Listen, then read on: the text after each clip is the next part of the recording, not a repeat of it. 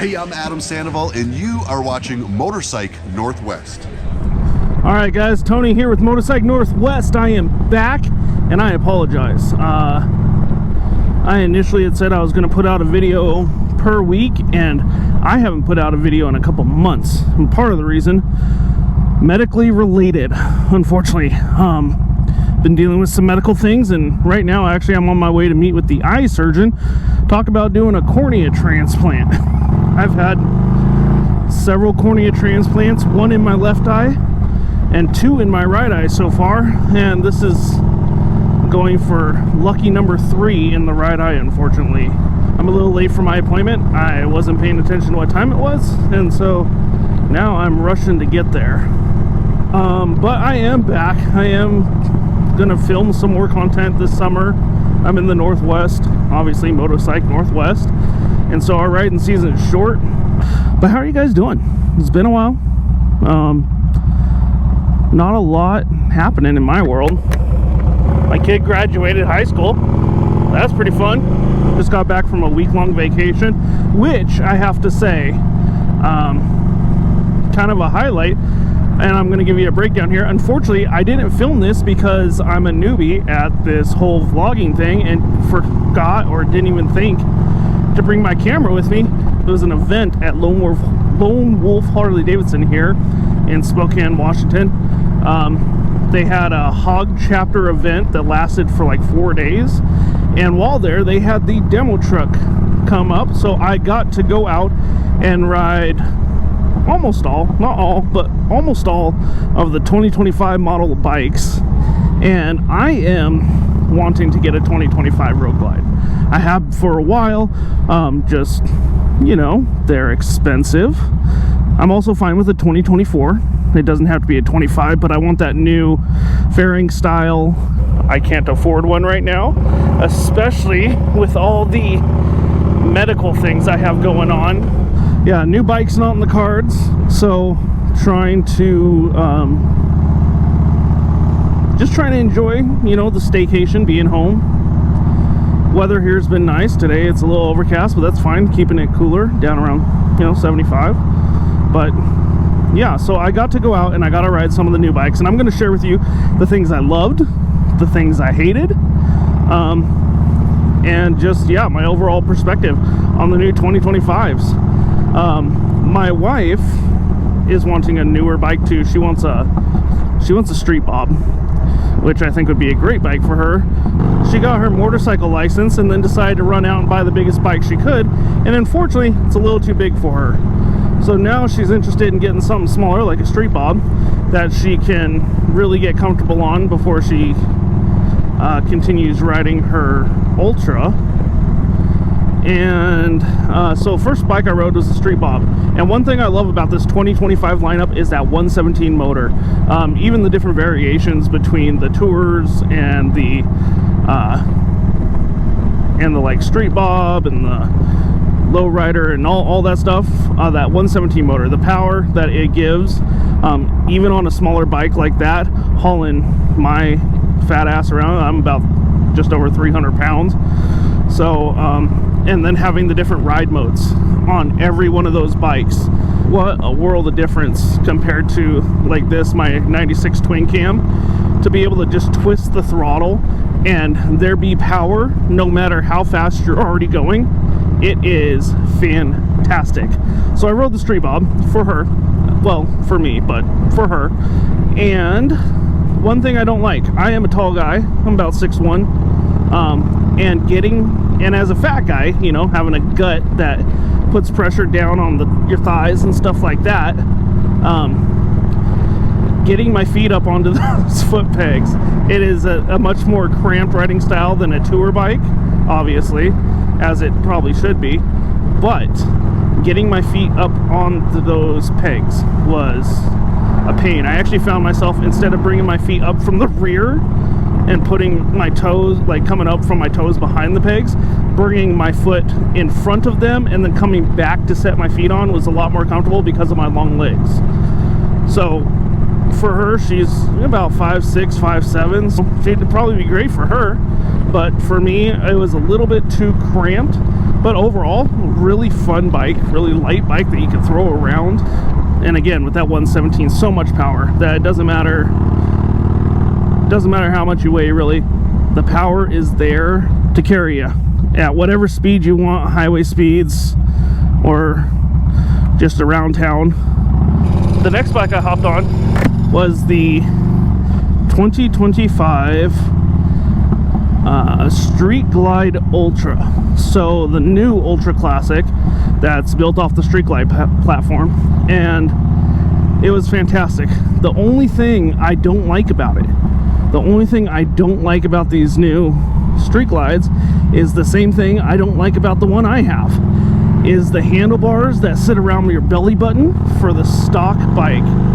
Like, it makes no sense to me why Harley has to make their handlebars way down here. If you hop on the 2025 Road Glide, it's got those 2-inch risers with a 10-inch bar, so it gives it about a 12-inch bar. I don't know why they can't do that or something similar on the Street Glide. Whether it just be, you know, even a 10-inch bar would be so much better, more comfortable. You'd be able to maneuver the bike better than these little 7.5-inch stock bars that they put on. So I don't understand it. I probably never will. But yeah, so that was really my only complaint with that bike. It's super comfortable, ready to roll. Again, that 117 power, the different ride modes. Amazing bike, amazing for touring.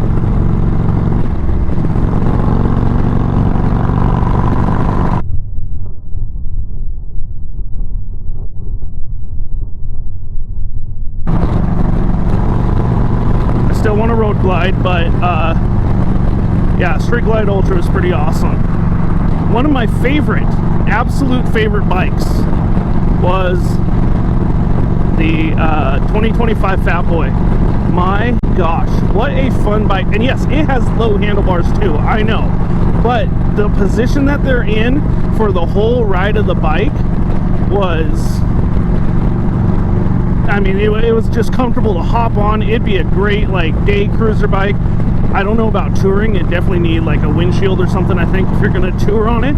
But to just ride around, what a fun motorcycle. Like, I put what I wanted between the 2025 Road Glide. I put that in question on whether I should just keep my Street Glide for touring and get like the Fat Bob for around town. Now, similar to that bike, I also rode the Breakout, and it was nice. It was nice. I like the Breakout. I like the Fat Boy more. Now, the one complaint I had about the Fat Boy was the seat. The seat was not comfortable. However, the Breakout seat I found was very comfortable, and maybe it's just like it kind of has that cutout, right? Like at the tailbone section, it felt a little bit more like it held you in. Rather than being a nice curved slope like on the Fat Boy, it was a little bit more of a cutout, and maybe that was why. But what I have found is I found actually a video on YouTube where a guy swapped out the stock Fat Boy seat for the stock Breakout seat. So he put a Breakout seat on the Fat Boy. He had the same complaint I had, and to me that would just make the ultimate little cruiser bike around town. Short, you know, I'm not saying you can't tour on it. It's just, you're gonna get your ass kicked by the wind without having anything in front of you. But that was awesome. Those bikes were amazing. Now for the bike I absolutely did not like, and this might surprise everyone because I was so excited to ride this bike, was the 2025 Harley-Davidson CVO Road Glide ST. For being a Road Glide guy, I hated the bike, and a couple reasons why. One, the handlebars. Now, a lot of people like the T-bar setup, kind of how it is, almost dirt bike style bars. I felt like when you look at my hand, how it sits here, it put my wrist out. Like, they're so flat that you really have to put your elbows out and arms out. It was not comfortable for my wrist at all. And granted, that is something that can be changed. The other thing I absolutely hated about it, the floorboards. The floorboards sit higher, and the stock ones they put on are short. And it doesn't allow, like, you're not going to want to cruise on this bike. It's not going to be the way it's set up coming out of the factory, as far as your foot position, sliding it back and forth on your footboard, you know, stretch your legs out, whatever else. You can't really do that because of how short those floorboards are, and it puts your legs up high enough that it just was not a comfortable, relaxed riding position. And even with that 121, I didn't notice a whole big amount of difference between the 117 and the 121. There wasn't a huge power difference in the way it delivered. I didn't feel. I felt like the 117, all the power that I would need, I don't need to bump up to that 121. Now, to drop a 121 in like this 96 would be a huge difference. Like, I could see doing that if you had like a 96 or a 103 that you're trying to put some more power behind. I could see that, but geez, it really wasn't that big a difference for a ride that was significantly more uncomfortable. I would absolutely go for just a regular road glide or regular road glide CVO without the ST. Just, I did not like it at all. There would be for the amount of money I'd have to spend to buy that bike, there'd be too much additional money I had to put into it to get it where I wanted it. Now, granted, the suspension that comes on it, the Olin suspension, absolutely amazing. Absolutely brilliant. How it held the road. You didn't, like, when you go around corners, if you're riding the stock suspension like mine currently has on it, I can feel like some of the flexing. It's not super stiff. It's a little bit softer, especially this air ride suspension that I absolutely am not a fan of. It's not great, but that Olin suspension was absolutely amazing. It felt like the bike was just stuck to the road. And then the only other class of motorcycles that I rode the Pan America. And at first I rode the Pan America, which one was it? Pan America ST, the 1250 ST or whatever it was, and I hated it. I did not like the riding position. For an adventure bike that's supposed to be this relaxed, sit-up straight ride, I felt like it put me too far forward. I would definitely have to put handlebar risers on it in order to get the handlebars to where I felt like they were comfortable. Seat, I was not a fan of, because right after that, I hopped on the CVO Pan America, which is also a 1250, but it's set up completely different as far as the seat, and I felt like the seating position was significantly more upright. I would probably still put like a 3-inch riser on the handlebars, but that's all I would need to do that. The seat, I could sit on that thing and ride forever. It's soft, it's squishy, it's supportive at the same time. I thought it was fantastic. I know I see a lot of people put Saddlemans on their bikes, and I don't understand that one, because for one, Saddleman is hard as a rock, and for two, I felt like that stock seat was fantastic. And that's something also about the road glide and street glides coming out for the 2024-2025. I feel like Harley finally listened to its consumers, to its target audience, and put a comfortable stock seat on. I know a lot of people are still saying they're swapping out, putting Saddlemans and, you know, Mustangs and everything else on their bike to make it more comfortable. On that stock seat that comes out in the 2024-2025 model Tourings, I could ride on that seat all day long. It is incredible. It's just the right curve, right support, right width. I would not swap out the seat, honestly. If I got a 2025 Road Glide, there's like 4 things I would do. 1, highway pegs, just for when you're out touring that distance. Highway pegs to just be able to stretch out your legs if you're doing, you know, 200-300 miles a day, whatever it is. The other thing I would do, the Clockworks windshield. Now this one for me wasn't necessary. it isn't necessarily a have to, because with the new vent that they have in the front, I was able, with the stock windshield, to put that vent at such an angle that it stopped the buffeting on my helmet.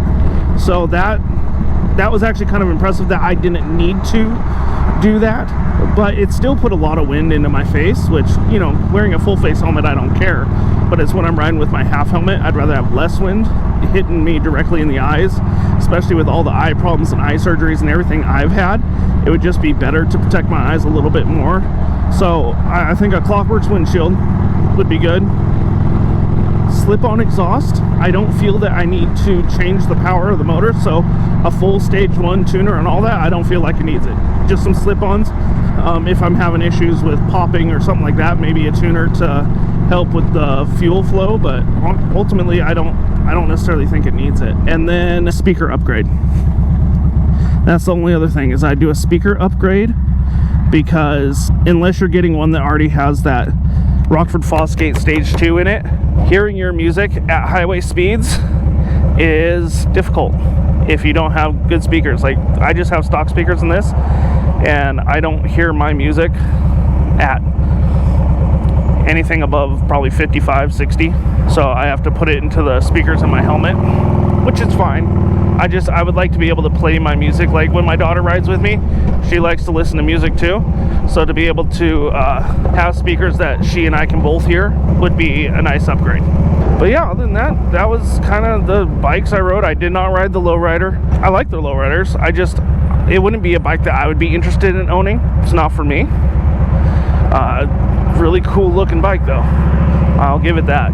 But yeah, being the size I am, I think the touring line is a great everyday bike for me, or the Fat Boy. Who knows? So I'm not sure which I'll pick up. I will probably stick with my Road Glide next, just because I want to be able to, for one, I don't have a ton of money, so having more than one bike that I have to maintain and everything like that, probably not going to be great. I can't afford it. So anyway, but we are almost here at my eye surgeon, so I'm going to stop recording here. After my appointment, I'll hop back and record a little bit more, just kind of see what the doctor says, because that might have a big impact on my ability to put out more videos too. Because if I have an eye surgery to replace the cornea for about 2 months, there will be no riding for me. All right, guys, I'm back, done with my eye appointment. The good news is, I guess we're not doing surgery just yet. The bad news is I get a scleral contact lens, which, if you don't know what that is, you should Google it. But it's a giant contact lens that covers the whole cornea, the whole center of your eye, and it sits on the white of your eye. So it's something that is probably going to be absolutely super uncomfortable, but that is where the doctor wants to start, so that's where we're starting. But at least I don't have to have a transplant right now, so that's good. So I took the rest of the day off from work, so I don't have to do that. Go spend some time with the kids. Who knows, maybe we'll find something to do. I appreciate you guys sticking around. Be sure to like and subscribe. I know everybody says that, but it really does help to get your videos out there so other people get to see them. And this being a new channel, it'll be the greatest thing you could do to help me out. If you're interested in helping in other ways, I do have a Patreon. It is Motorcycle Northwest, or Motorcycle NW is the Patreon as well. So, you know, whatever you like to do, but at least like and subscribe so that way you can see other content that I put out. I really appreciate you guys. Get out there, enjoy the weather, those of you that have winter coming up way too fast. So get out there, enjoy it, ride, keep two on the ground, and we'll catch you on the next one. Did it hit in here? Oh shit, it is. I think that was a spider that just crawled inside my...